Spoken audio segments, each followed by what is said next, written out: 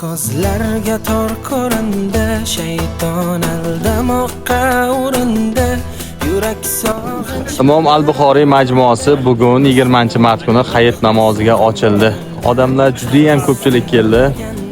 Boshqa viloyatlardan ham albatta bugungi ochilish uchun kelishgan, chunki 7 yil davomida bu qurilish davom etdi. Mana shu qurilishda ishtirok etgan barcha quruvchi ustalarimizni ham haqqiga duo qilib qo'yaylik.